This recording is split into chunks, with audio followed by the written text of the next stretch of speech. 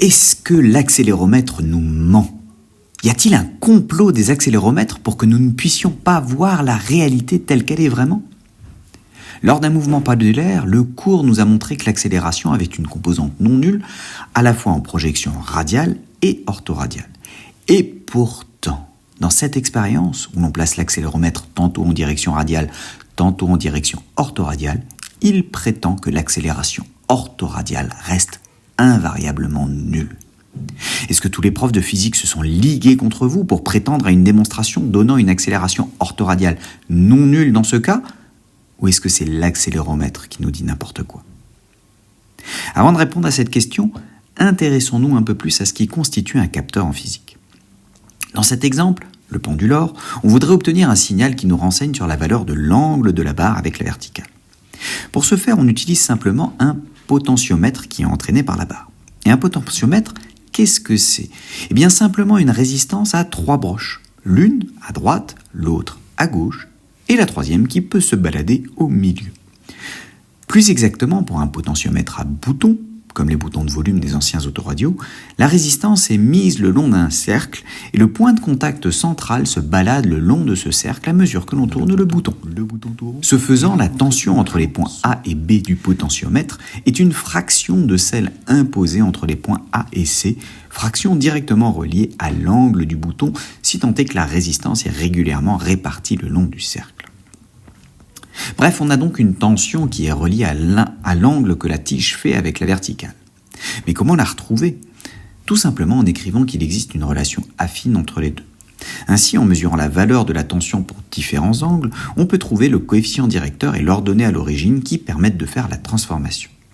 De même pour la transformation inverse. À partir de la tension, on remonte aux valeurs de l'angle et donc à son évolution temporelle. Cette évolution suit parfaitement ce qu'on attend. Des oscillations quasi-sinusoïdales si l'amplitude n'est pas trop grande avec assez peu d'amortissement. Passons à présent à l'accélération. Les calculs montrent que sur une orbite circulaire, il doit à la fois y avoir une accélération radiale en moins Lθ point carré et une accélération orthoradiale en Lθ point point. Pour des oscillations quasi-sinusoïdales de θ, le terme radial fait apparaître un cosinus carré, soit, après linéarisation, une évolution sinusoïdale de fréquence double, ou alors de période moitié. Quant au terme orthoradial, c'est un signal sinusoïdal de même période que le θ original. On doit donc bien avoir une différence entre les deux types de mesures. Si on regarde la tension renvoyée par l'accéléromètre en position radiale, on a effectivement un signal de période 2 fois moindre que ce que nous renvoie le potentiomètre. On est donc content en première intention. Mais la version orthoradiale ne renvoie, rien. Rien du tout, diantre. Mais au fait, que mesure un accéléromètre exactement ? Déjà, revenons en arrière pour voir l'étalonnage de l'accéléromètre. En le prenant au repos, on a déjà une tension non nulle. Bon, ça pourrait être un simple réglage de 0, mais en le tournant puis en le maintenant fixe, on se rend compte que le niveau du plateau de tension dépend de l'orientation de l'accéléromètre, même en l'absence de tout mouvement de celui-ci.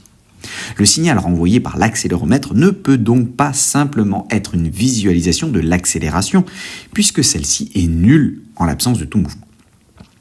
En fait, la tension délivrée par l'accéléromètre comporte effectivement un décalage constant, mais donne surtout une projection, ce qui est normal quand on veut passer d'une grandeur vectorielle à un signal scalaire, en l'occurrence la projection de la différence entre l'accélération effective du capteur et l'accélération de la pesanteur, le fameux vecteur G. C'est pourquoi, selon l'orientation, on a ces fameux plateaux. La différence entre le plateau bas, où A est égal à 0 et G est selon moins U, et le plateau haut, où A est égal à 0 et G est selon plus U, donne une différence de tension de 2 kG.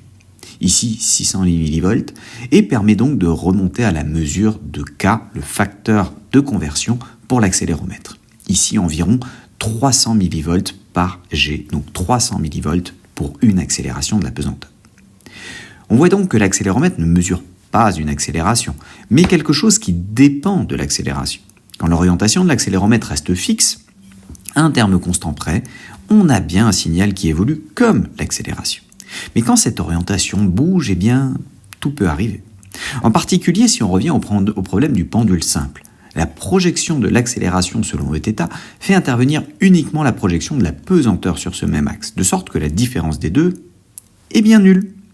L'accéléromètre mesure une quantité qui est très exactement nulle quand on regarde la projection sur Eθ.